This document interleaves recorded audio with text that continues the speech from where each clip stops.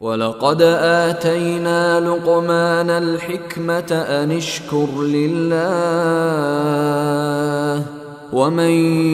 يَشْكُرْ فَإِنَّمَا يَشْكُرُ لِنَفْسِهِ وَمَنْ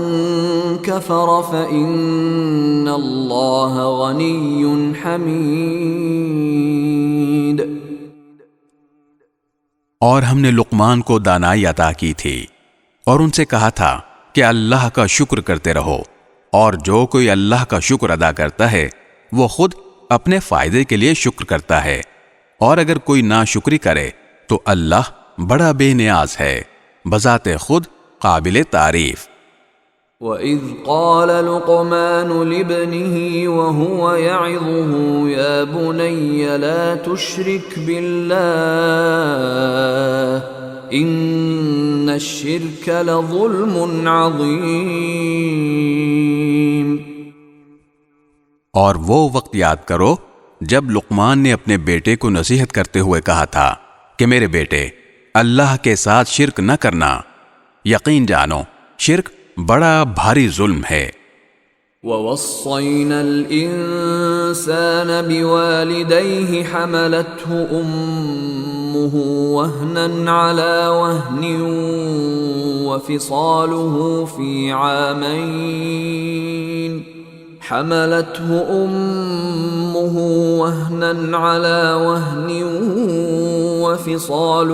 فِي عَامَيْنِ أَنِ اشْكُرْ لِي وَلِوَالِدَيْكَ إِلَيَّ الْمَصِيرُ۔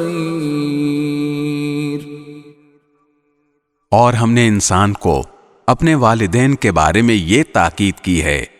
کیونکہ اس کی ماں نے اسے کمزوری پر کمزوری برداشت کر کے پیٹ میں رکھا، اور 2 سال میں اس کا دودھ چھوٹتا ہے کہ تم میرا شکر ادا کرو اور اپنے ماں باپ کا، میرے پاس ہی تمہیں لوٹ کر آنا ہے۔ وَإِن جَاهَدَاكَ عَلَىٰ أَن تُشْرِكَ بِي مَا لَيْسَ لَكَ بِهِ عِلْمٌ